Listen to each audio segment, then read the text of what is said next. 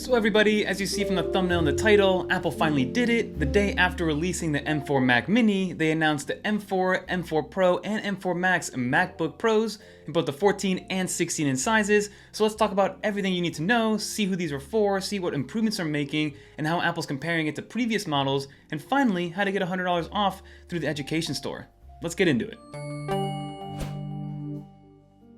So with all these new different variations of chips from the M4, M4 Pro, and now the M4 Max, there's a bunch of different configurations you can go with, and then add on top of that, the fact that we have a 14 and a 16-inch size for the MacBook Pro, things can get a little bit convoluted in terms of what Apple's offering. So let's start off with the 14-inch, and we're going to start off with the baseline versions of each one of these different chipsets from a price point and what you get out of it, and then I'll show you what it looks like to fully spec out one of these laptops. So for the M4 MacBook Pro, there's a regular version. It starts at $1,599, so $1,600, and for that you get a 10-core GPU, a 10-core CPU, you get 16 gigs of unified memory, and then 512 gigs of SSD storage. So that's what you get from a spec perspective, and to compare that to the M4 Mac Mini, that starts at $599, which is $1,000 less, you get literally the same exact specs minus a storage, which starts at $256 instead of $512. But again, obviously the Mac Mini is just the computer itself, and we can't really compare that apples to apples, because you do get that beautiful display, which is that Liquid Retina XDR display, you get 3 Thunderbolt 4 ports, you get an HDMI port, you get the SD card slot, you get a headphone jack, and then of course MagSafe included on there,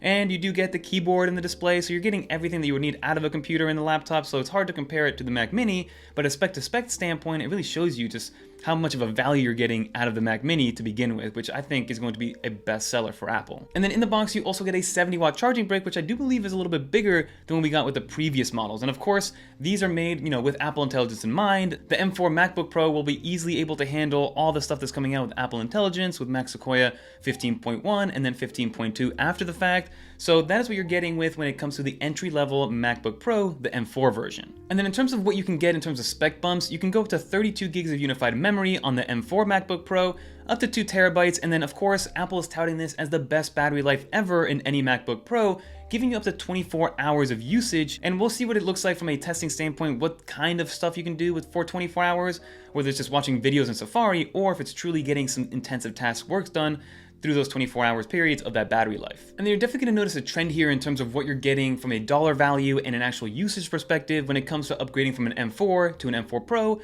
then of course the M4 Max, because from a feature standpoint and capability standpoint, technically the M4 MacBook Pro can do everything that these M4 Pro and M4 Max can do, it's just gonna be a little less efficient and a little bit slower. So that's what you're gonna be paying your money for. And then of course with the M4 Pro and M4 Max, you can actually spec bump the RAM and the storage much more if you do wanna go to that upper echelon of spending with 8 terabytes of storage and I believe up to 128 gigs of unified RAM. But to give you a little bit of a rundown on what the price perspectives are, you're looking at $1999 as a starting price for an M4 Pro MacBook Pro.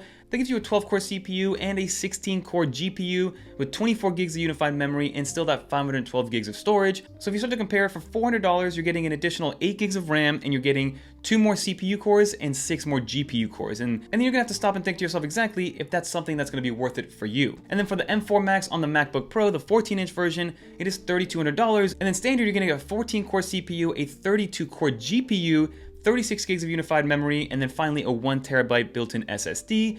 So if you start to think about it like that, $1,200 is essentially getting you 2 additional CPU cores, but twice the GPU cores with 16 additional. You're getting 12 more gigs of RAM and you're doubling the storage. So this is gonna, again, just be faster, more efficient. So again, with the M4 Pro and the M4 Max compared to the M4, you're pretty much getting the same exact feature sets. Everything is just gonna be that much faster, that much more efficient, because you are getting more GPU, you're getting more CPU, you're getting more RAM, and you're getting more storage in the M4 Max baseline version. Some of the little differences to take into consideration is that you do get Thunderbolt 5 ports on the M4 Pro and the M4 Max versus the regular Thunderbolt ports that we've grown to use, which I believe is a Thunderbolt 4 port.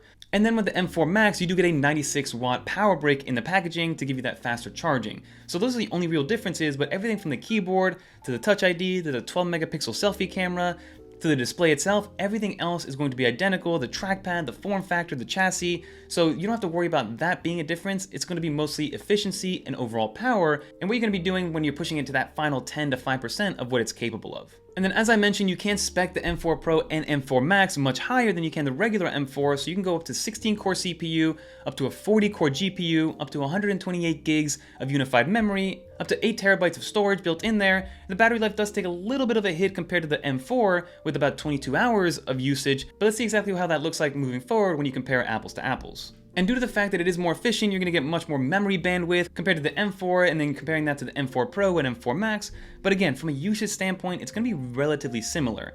And then finally, to kind of bring up the pricing for the M4 Pro and M4 Max on the 16-inch, one thing to note is that you cannot get a regular M4 in the 16-inch model. You can only go with an M4 Pro as a baseline, and that one's going to start at $2,499 or $2,500. And that gives you a 14-core CPU and a 20-core GPU, as well as 24 gigs of unified memory and 512 gigs of SSD. With those Thunderbolt 5 ports, and in the box, you do get that 140-watt power brick to really supercharge the charging and make sure that you have enough energy and enough power to really run all these chips and all these systems. And then the baseline version for the M4 Max is going to run you $3,499 or $3,500, and that comes with 14-core CPU, a 32-core GPU, 36 gigs of unified memory, and 1 terabyte SSD for storage, and it also brings that 140-watt brick for that 16-inch version.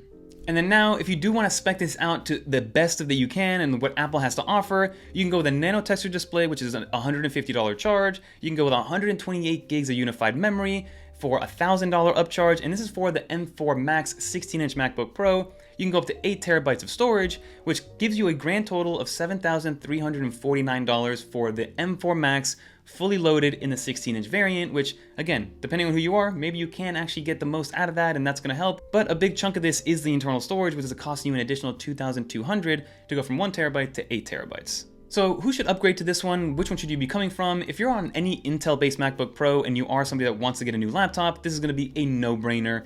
If you're even if you're an M1 or even an M2 MacBook Pro, maybe you could upgrade as well, but I've heard stories of where even our co-host Jeff, he still uses the M1 Max MacBook Pro and it's still working perfectly fine 3 years later. So it really depends on how much you want to be able to push these machines moving forward, and if you really need that kind of additional 10% or 5% of capabilities.